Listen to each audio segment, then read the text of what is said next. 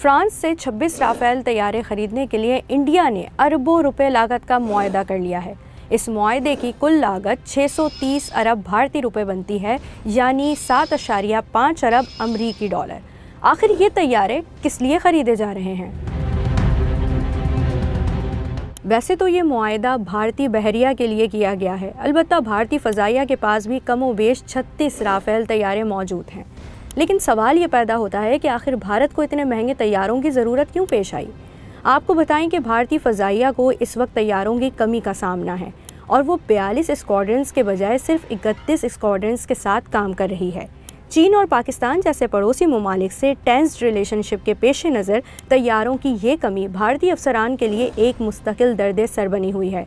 क्योंकि तैयारे पहले ही कम हैं, इसलिए इंडियन एयरफोर्स पुराने जहाज़ों को डीकमीशन करने से भी गुरेज कर रही है। मज़े की बात यह है कि इनके एयरबेस में सोवियत दौर के पुराने बदनाम ज़माना MiG-21 जैसे तैयारे भी ऑपरेट हो रहे हैं। इंटरेस्टिंग बात यह है कि इंडियन एयरबेस में एक ऐसा भी तैयारा मौजूद है जो मौत की अलामत बन चुका है, लेकिन दुश्मन के लिए नहीं, अपने ही पायलट्स के लिए। ये तैयारा 1964 में भारतीय फ़ज़ाइया में शामिल होने वाला तैयारा MiG-21 है, जो अब तक 400 से ज़ायद हादसात का शिकार हुआ है। 200 से ज़ायद इंडियन पायलट्स और 60 से ज़ायद आम शहरी इसके हाथों जान खो बैठे हैं। इस खौफनाक रिकॉर्ड की वजह से इंडियन पायलट्स में ये तैयारा फ्लाइंग कॉफिन या उड़ते ताबूत के नाम से मशहूर है। फ्लाइंग कॉफिन ने उस वक्त ज़्यादा मकबूलियत पाई जब 2019 में ये इंडियन पायलट अभिनंदन की वजह से पाकिस्तान एयरफोर्स के हाथों गिरकर तबाह हुआ। इस ऑपरेशन स्विफ्ट रिटोर्ट में तैयारा तबाह होने की वजह से अभिनंदन पाकिस्तानी फैंटास्टिक टी का मज़ा चखने में कामयाब हुए।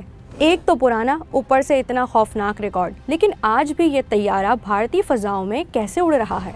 इसकी वजह इंडिया के पास नई जनरेशन के जहाज़ों का फुकदान है। इंडिया का तैयार करदा तेजस MK-1A तैयारों का पहला स्क्वाड्रन 2024 में तैयार होना था, मगर इंजन्स की फराहमी में ताख़ीर ने इंडियन डिफेंस इंडस्ट्री और बिलखुसूस इंडियन एरोनॉटिक्स लिमिटेड का पोल खोल दिया।